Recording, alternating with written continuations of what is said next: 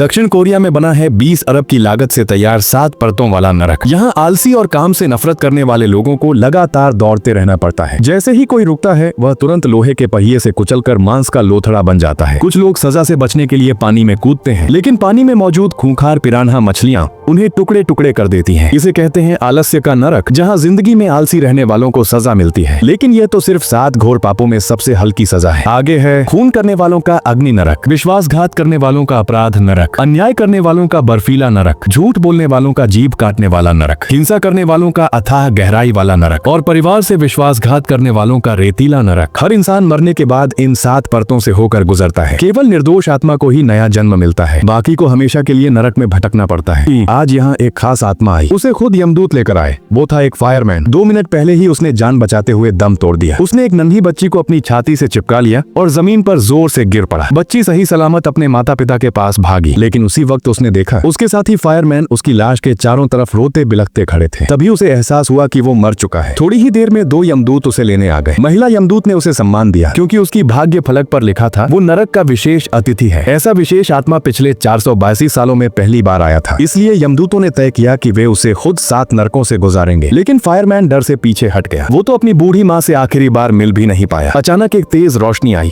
और वह सीधे खींचकर नरक की ओर चला गया। वहाँ उसका पहला सामना हुआ खून करने वालों के नरक से। यमदूत भी हैरान थे क्योंकि नरक की परीक्षा हल्के से भारी अपराधों के हिसाब से होती है और यहाँ उसकी पहली ही सजा थी खून का अपराध। फायरमैन ने सफाई दी, मैंने कभी किसी को नहीं मारा। लेकिन यमदूत बोले, अगर तुम्हारे शब्दों, बर्ताव या ऑनलाइन हिंसा की वजह से किसी ने आत्महत्या की हो तो भी यह खून का अपराध है। अचानक जमीन फट गई। नीचे खौलता हुआ लावा और चिल्लाते हुए पापी आत्माएं थी। वहाँ का राजा फायरमैन पर गरज कर बोला, क्यों तुमने एक फायर मिशन के दौरान अपने साथी को छोड़ दिया जिसकी वजह से वह मारा गया? फायरमैन शर्म से सिर झुका लिया। जजों ने कहा, यह आदमी कायर है, इसे 50 साल की आग तलाब की सजा मिलनी चाहिए। तभी यमदूतों ने सच्चाई सामने रखी। असल में उसके साथी ने खुद उसे आदेश दिया था कि पहले दूसरों को बचाओ और उसने अपनी जान पर खेलकर 8 लोगों को बचाया। लेकिन हादसे में उसका साथी मारा गया। यह सुनकर नरक का राजा पिघल गया और बोला, खून का अपराध साबित नहीं हुआ। इसके बाद वे पहुंचे आलस्य के नरक में। यमदूतों ने चेतावनी दी, यहाँ के राजा से बहस मत करना। लेकिन वहाँ का राजा भी फायरमैन से प्रभावित हुआ। उसने कहा, तुमने जान जोखिम में डालकर लोगों और यहाँ तक कि छोटे जानवरों की भी जान बचाई है। तुम्हारी मूर्ति यहाँ लगनी चाहिए। राजा ने पूछा, आखिर तुम इतने निडर होकर दूसरों की मदद क्यों करते हो? फायरमैन ने जवाब दिया, और क्योंकि मुझे पैसे चाहिए थे। ये सुनते ही सब हैरान रह गए। राजा का चेहरा गुस्से से काला पड़ गया क्योंकि नरक में धन को झूठा भगवान माना जाता है। मतलब फायरमैन ने राजा के मुंह पर तमाचा मार दिया। राजा ने आदेश दिया, इसे नीचे भेजो और असली भगवान से मिलवाओ। नीचे उसने देखा एक विशाल लोहे का चक्की पहिया जिस पर अनगिनत लोग लगातार दौड़ रहे थे। जो भी रुका वह तुरंत कुचलकर मांस का लोथड़ा बन गया। फायरमैन यह देखकर दहशत में कांप गया और वहीं धराशायी हो गया। अगले पार्ट को देखने के लिए कमेंट करें।